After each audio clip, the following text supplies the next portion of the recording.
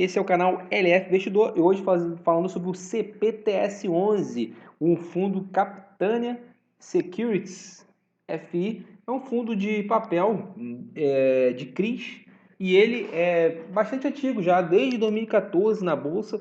E o pessoal fala muito dele, muita gente quer saber, né, se vale a pena comprar, vale a pena vender. O que você acha? Tá bom? Então a gente vai ter aqui um overview do relatório agencial. Eu sei que vocês gostam aí da parte do relatório. A gente vai estar lendo aqui só as principais partes, tá bom? Não vou meter detalhes desnecessários e depois fazendo um pequeno overview e dar a minha opinião. Claro que não é recomendação de compra nem de venda, mas também é a maneira como eu penso. Se você tem esse fundo, comenta aqui o que você acha dele, se está gostando da performance, se está gostando do investimento. Peço também o seu like, é muito importante para o engajamento desse vídeo. Ative o sininho e também comente aqui, espalhe esse vídeo para outras pessoas, tá bom? Então vamos lá. Esse fundo, ele é administrado pelo BTG Pactual, investidores em gerais. Ele tem um dividend yield em 12 meses 12,71, ou seja, aqui você vê que é um dividendo muito bom, mas não é comparado ali um high yield. Então ele é mais high grade, mais centrado, tranquilo, sem grandes apertos, né? Sem grandes malabarismo, nada. Então é um fundo muito tranquilo, você vai dormir tranquilo, mas também não vai ganhar aquele dividendo de 14, 15% ao ano, tá bom?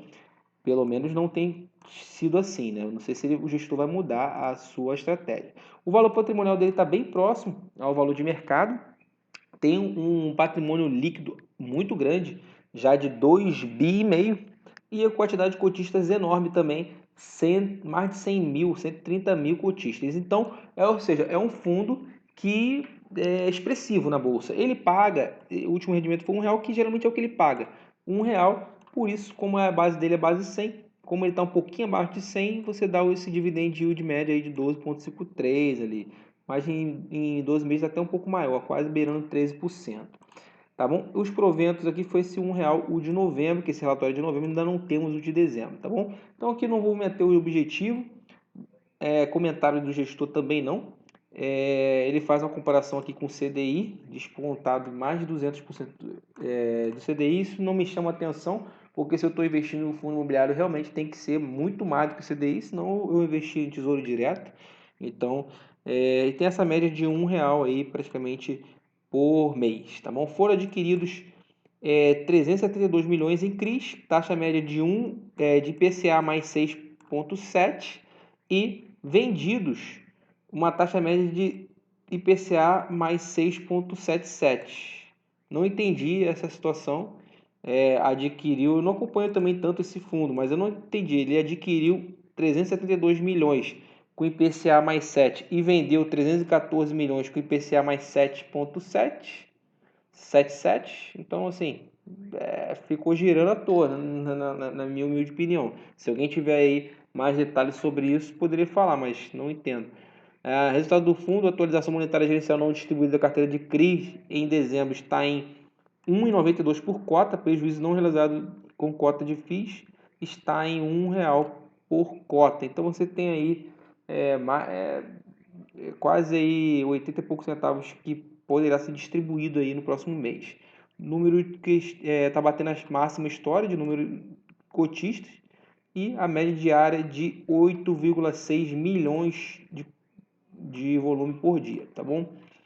Temos a alocação de ativos 40% em FIIs, 57% em CRI e 2,6% em caixa. Então, na verdade, você tem aí que ele é quase um FOF, né?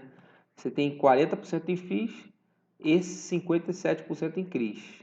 Então, assim, isso não me agrada muito, essa questão de híbrido. Ele é um híbrido, né? Tanto FIIs quanto CRIs. Eu acho que se fosse só CRIs seria melhor. Os FOFs estão sofrendo aí.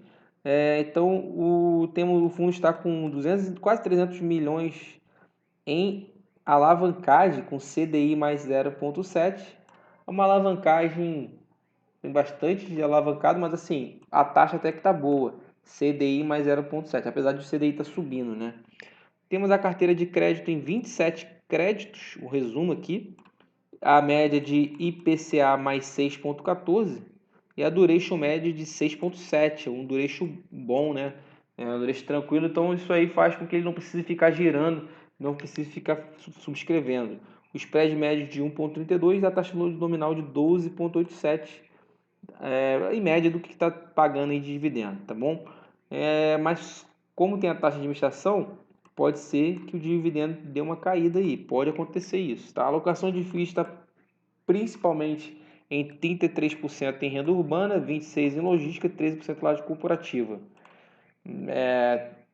A renda urbana tem sofrido aí, a tendência é sofrer em todo 2022, então pode ser que isso aí machuque um pouco o resultado do fundo no ano, né?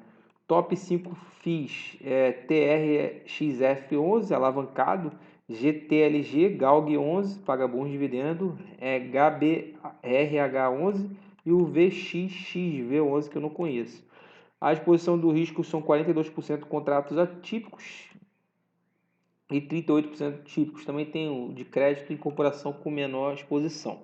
Tem um comentário aqui do gestor, não vou me ater a isso, né? E a Capitânia adquiriu o CRI no mercado, o IPCA mais 6,98 e vendeu numa taxa média de 6,3, 17 dias após a compra, que gerou lucro de 1,3 milhões e TIR de 144%. Então esse giro aqui foi muito positivo. Não sei se tem a ver com aquilo que a gente leu no começo, mas aqui ele fala que foi realmente positivo esse giro. O número de cotistas, né, de fundos listados na bolsa, ele fala, não, na verdade isso aqui é de fundos listados só aumentando. E ofertas públicas teve o seu. Você vê que isso aqui é bacana a gente ver, isso aqui é até educativo. Você vê que o mercado ele entrou numa crise aqui, ó, quando ele começa a aumentar muito a quantidade de número de oferta, quer dizer que está próximo, provavelmente, ao topo histórico do IFIX. Aí você entrou aqui no fundo, até 2016, realmente, a maioria dos fundos despencaram, também a quantidade de emissões também dá uma despencada, começou a subir. Essa aqui, pernada de 2017 até 2019, foi o ápice do IFIX, coincide com as ofertas, e agora começa a cair.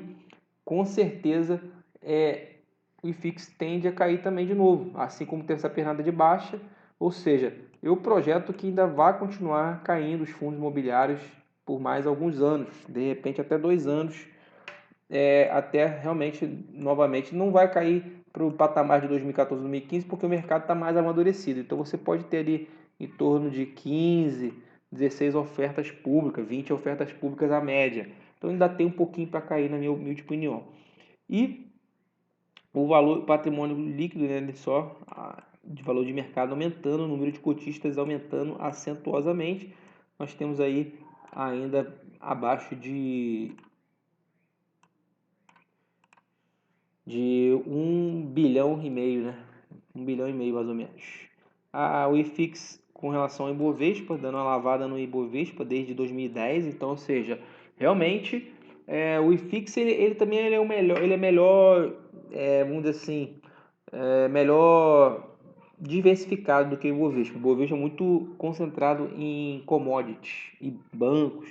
Aí você tem a correlação negativa com juros reais longos, ou seja, quando os juros da NTN-B, que é o IPCA+, do Tesouro Direto, ele tem uma correlação negativa. Então, se você tem uma subida aqui do IPCA, tende a ter uma queda dos fundos imobiliários, e assim sucessivamente. Tá bom? Então, ele explica isso aqui. Não tem a ver muito com fundo, mas é só para a gente entender, né? Aqui o spread de risco está acima da média histórica, então, se o risco está acima da média, quer dizer que é mais um ponto de atenção. Então eu estou sendo bem seletivo com os fundos imobiliários em geral. E a NTN-B aqui subindo, o IFIX anualizado mantendo nessa média aí, o yield do IFIX na faixa aí dos 6%, mas eu acho que já está mais, está quase beirando 8% de média.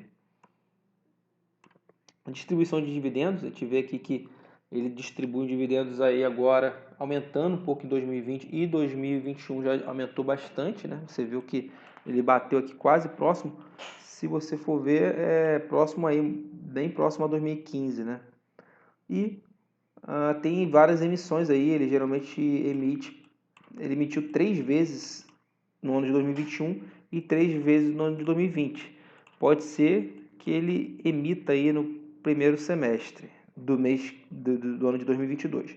E a invejável performance dele frente a todos os indicadores aqui, ganhando de lavada desde 2014. Isso é bem bacana. Então, ou seja, é um fundo que ele tem track record, né? Então ele tem histórico bom. E aí a gente vê o relatório de mensal, ele tem esses créditos, né? E venda de crédito também, movimentos. Não vou meter essa venda porque ele vende aqui às vezes fundo imobiliário, compra, faz aí seu resultado. O resultado dele tem um aumento marginal, na verdade. As despesas elas seguem controladas. O resultado caixa tem se mantido bem próximo, com um pequeno aumento. E ele tem resultado acumulado 1 centavo, então ele tem praticamente distribuído tudo o que ele arrecada. Com relação à quebra do resultado, né, como é que está formado? Está formado por rendimento de CRIs, ganho de capital de CRIs, ou seja, muito dependente, isso eu acho ruim, 40 centavos esses ganhos de capitais, vendendo e comprando CRIs. Isso uma hora tem que parar. Então, assim, e temos rendimento de outros FIIs que tem aumentado bastante e ganhos de capitais com FIIs também diminuídos, isso é bom. E despesas segue aí um pouquinho maior do que a média do ano de 2021. Então, tem a parte negativa de ganho de capital com CRIs, né? Seria melhor se o rendimento, que esse azul mais claro aqui, ó, que esse azul mais claro aqui, ele fosse maior, mas você tem aí também uma contrabalança também de rendimento de FIIs, ele tem aumentado, então isso que é bom. E resultado por cota já foi falado aqui, não vou meter mais demais comentários. Negociação da BT está falando de volume. O volume tem sim aumentado. O número de ofertas também, o número de cotistas. E a gente vê uma exposição aí, 40% em FIIs, logístico, shopping e varejo maior. Tem exposição por devedor e risco principal, né? A maioria da exposição é IPCA mais 6. É um IPCA pequeno, né? Então a gente não tem tanta expressividade, mas é tranquilo, né? Uma carteira de crédito muito saudável, muito tranquilo, tá bom? E aqui a gente vem ver outras pormenores aí de cada CRI. E aqui os fundos que ele tem, fundo imobiliário, ele não tem só aqueles, tem outros. Os maiores foram os que eles falaram aí no começo do vídeo, mas tem bastante e ele entra muito em oferta, na verdade ele não fica comprando a mercado, ele espera vir uma subscrição e aí subscreve com um volume interessante. Tá bom? E aqui você vê cada portfólio, cada um dos CRIs, cada foto do ativo, histórico, LTV, rating e demais dados como taxa de emissão, tá bom? Aqui eu vou fazer só um pequeno overview para a gente ver como ele está com relação ao PVP. O PVP dele está 1.03, na minha estratégia pessoal eu compro até 1.05. No entanto, num mercado desse um pouco mais conturbado, eu prefiro pagar abaixo de 1. Por isso eu não entrei ainda nesse fundo, eu acho um fundo bom, não acho ruim, mas eu quero um prêmio de risco maior, tá bom? Ele tem já 2,7 bi, um dos maiores fundos da Bolsa. O dividendo dele vai girar isso em torno de 1%. Com uma renda fixa, ela está pagando praticamente isso aí, 1% ao mês, então você pode ter aí de repente uma queda para pelo menos o valor patrimonial algo próximo a R$ 95. E é isso que, se a gente ver aqui no gráfico, vai dar mais ou menos isso aqui. Se você vai ver, vai casar no gráfico com isso. A gente tem aqui uma grande acumulação que ela vai dos 105 até os R$ 95. Então você vê que fora alguns excessos, ela bateu bastante isso, né? Fora esses excessos aqui, né? Esse período aqui da pandemia e esse período aqui que todos os ativos estavam crescendo muito. Então, beleza, ele está na parte inferior, né? Mas isso aqui é uma tendênciazinha de baixa. Então, ele pode beijar novamente aqui tranquilamente os 95, 96 reais 95, aí ele pode ser um pouco mais atrativo, mas pode também nem chegar e começar a subir. Mas pelo que a gente vê, as perspectivas não são de aumentos expressivos no dividendo, ou seja, só de manutenção, na melhor das hipóteses, para o próximo ano. Então, 12,49 é um dividendo bom e o valor patrimonial praticamente se mantendo estável com uma leve queda nos últimos meses. Então foi isso, esse foi o vídeo, espero que tenham gostado, peço mais uma vez o seu like, a sua inscrição e também que ative o sininho. Vamos que vamos, bom investimento a todos e até a próxima.